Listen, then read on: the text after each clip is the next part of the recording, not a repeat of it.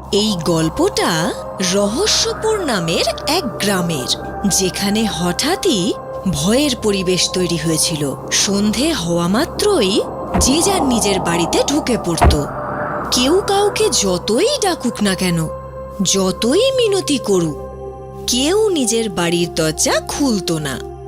এমনকি তাদের আপনজনকেও ডাকলেও তারা দরজা খুলত না। একদিন ওই গ্রামে শহর থেকে এক পরিবার ছুটি কাটাতে নিজেদের বাড়িতে এলো। তাদের এক সন্তান ছিল, নাম হলো গোলু। যেমন তার নাম তেমনি তাকে দেখতে। আসা মাত্রই গোটা গ্রাম জুড়ে সে দুষ্টুমি করে বেড়াতে লাগলো। কিন্তু সন্ধে হওয়া মাত্রই যেই না সবাই নিজের নিজের বাড়িতে ঢুকে দরজা বন্ধ করে দিল, গোলু তখন চিন্তায় পড়ে গেল। কারণ শহরে তো তার অনেক রাত পর্যন্ত খেলার, জাগার, পড়ার, টিভি দেখার অভ্যেস ছিল। সে জিজ্ঞেস করাতে তার কাকা উত্তর দিল, এক রাতে যখন উনি কাজ করে ফিরছিলেন। আরে, এত গরমের মধ্যেও এভাবে ঝড় বইছে কেন?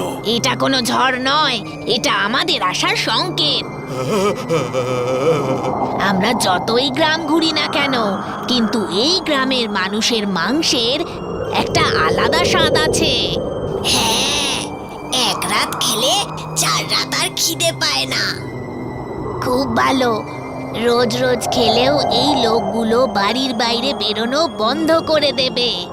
হ্যাঁ, ওরা তো জানেই না যে এখনো পর্যন্ত গ্রামের 12-13 জনকে আমরা খেয়ে ফেলেছি। আর কেউ জানতেও পারবে না, কারণ আজ পর্যন্ত আমাদের চোখ থেকে কোনো শিকার বেঁচে ফিরে যেতে পারেনি। চল, একেও সব সময়ের মতো আমি প্রথমে খাওয়া শুরু করি। দিদি, আজকে আমি আগে খাই? না, বড় দিদি আগে খাবে।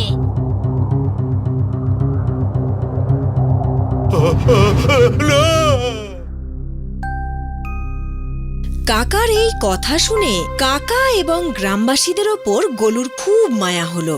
এভাবে কি করে চলতে পারে যে মানুষ রাতে বাইরেই বেরোবে না? তাহলে রাতে বাগানে আম পড়লে কে নিয়ে আসবে? মহুয়া কে আনতে যাবে? চাষের জমি কে দেখাশুনো করবে? এইভাবে চলতে থাকলে একদিন পুরো গ্রাম শেষ হয়ে যাবে। তার কথা শুনে কাকা এবং গ্রামবাসীরা বাধ্য হয়ে বলে যে সেটা তো ঠিকই, কিন্তু কি করা যায়? কিন্তু গোলু 2 রাত ঘুমোতে পারল না, আর বারবার তার কাকার বলা কথাগুলো মনে করতে লাগলো, আর কি উপায় বের করা যায় ভাবতে লাগলো। আর এক রাতে কিছু একটা ভেবে ও চুপি চুপি বাড়ি থেকে বেরিয়ে পড়ল।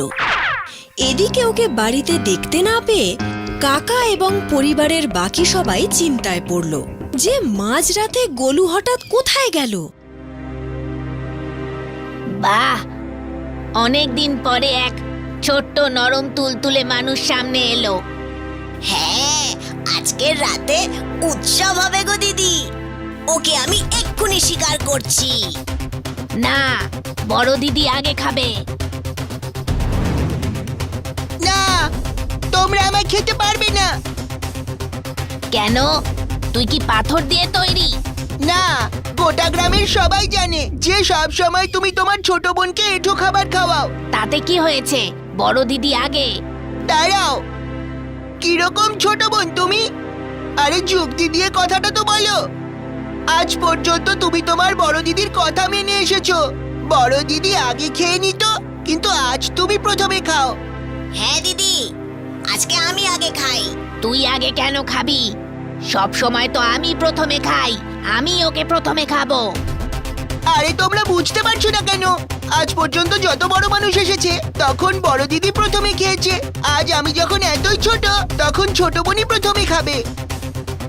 হ্যাঁ দিদি, ও কিন্তু ঠিকই বলেছে। চুপ! বড় দিদির কথা না শুনে একটা ছোট্ট বাচ্চার কথা শুনছিস? বাচ্চাটা ঠিকই বলেছে, আজকে আমি আগে খাবো। তবে আমি কি তোর এঁঠো খাবো নাকি?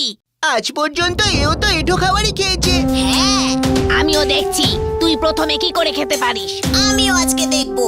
আগে তুমি আজকে কি করে খাও।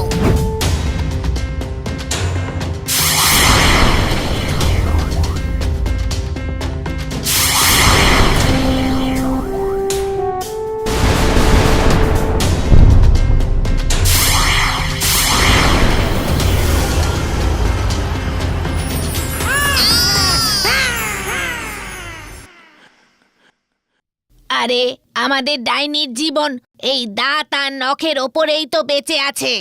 এখন এসব যদি না থাকে আমরা বাঁচবো কি করে? এবারে আমাদের জীবনের সমাপ্তি নিশ্চিত।